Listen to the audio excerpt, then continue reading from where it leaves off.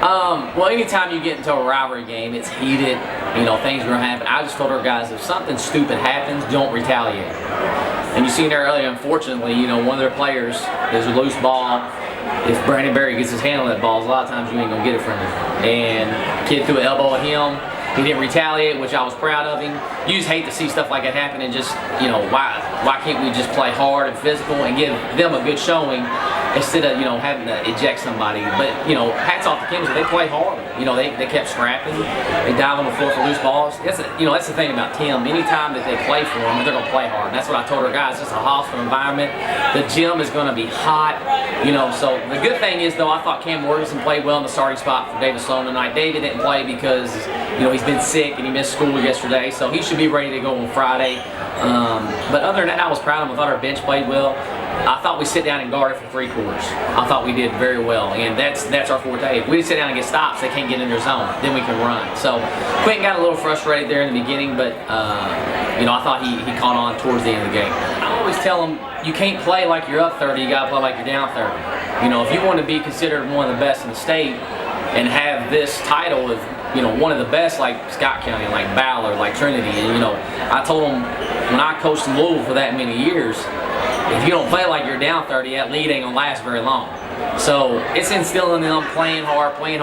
Even in fourth quarter when we quit pressing, I tell them in half court, man, you got to keep playing. And it's hard for them because they lose focus and they're 15, 16, 17-year-old kids. But I thought for 3 quarters, especially the third quarter, I thought we sit down and guard a little bit better and start playing harder. Well, we've been working on here in practice. They set a lot of ball screens, and from being in Louisville and coaching that many years, I've had some athletes, and we've got some good athletes now, where if you can trap ball screens and keep them in front, you can take them out of their offense.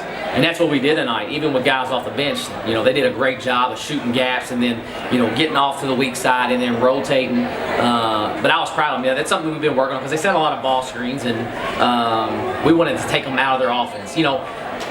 Last year we got a little wild when we played them, up and down, and got like a park game. And that's not how we want to play it. We want to play fast, but we want to get stops. And I thought tonight when we did trap a little bit of the ball screens, we got out in transition, got easy buckets. Man, that is something we needed. Indianapolis Cathedral has a track record. They just won the 4A state championship football. I've watched 3 or 4 films on them before we played them, and probably one of the best well-coached teams I've ever coached against. Just simple fact, because if you make one mistake, they countered on it. If you gambled, or if you try to shoot a gap and you weren't committed to it, they backdoored you. So it's something we needed. We were up 5 at halftime. They went on a 10-0 run like that. And good teams either fold or they counter with the run. And we countered with the run. And Brandon Berry was terrific. He had 29. And if a college coach would have been in the building that night, he would have got more than one scholarship offer. But it was a grind. It was a constant grind, and that was something we needed.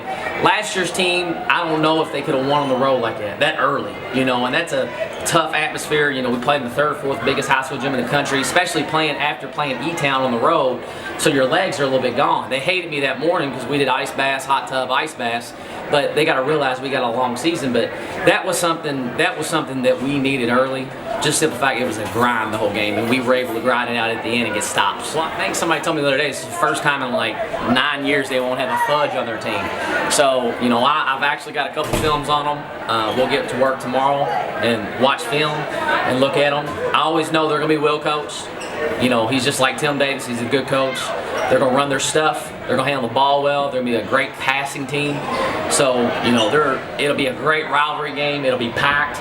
So, our players are already pumped about it, and you want to coach in those type of games also. But they're going to be well coached, so we got to get ready to go.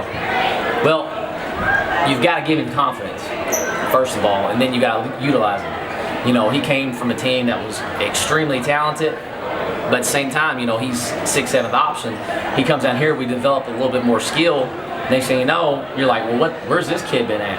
And when you instill confidence in a kid and he's in the gym getting shots up constantly and working, good things are going to happen. He's worked hard since he's gotten down here. He's just worked hard in the weight room. 360-degree flip. He looks like a different kid. So then he comes out there and you're like, wow, that's a different kid. Well, we've been working. You instill a little confidence in him. Look, we're going to run stuff for you when we get mismatches. And that's what happened down at Cathedral. We got switches, and he just went to work. He got to the free throw line. He got the spots. And his mid-range game is coming around, and that's what he's very underrated. Like you said, he's a great defender, but he can handle it too. He does all the little stuff too that that goes unnoticed. So he's got about 5 scholarship offers since we've got him down here, and I keep telling him your stock's going to continue to rise when you play hard and play well like this. You're going to have plenty of options. And I tell guys, when you play for me, as long as you work hard on the floor and in the classroom, and you're gonna have good character out in the community, I'm gonna do everything in my power to get your school paid for. And he's got a couple scholarship offers, but I think he's gonna blow up soon. Like you said, he's playing great basketball.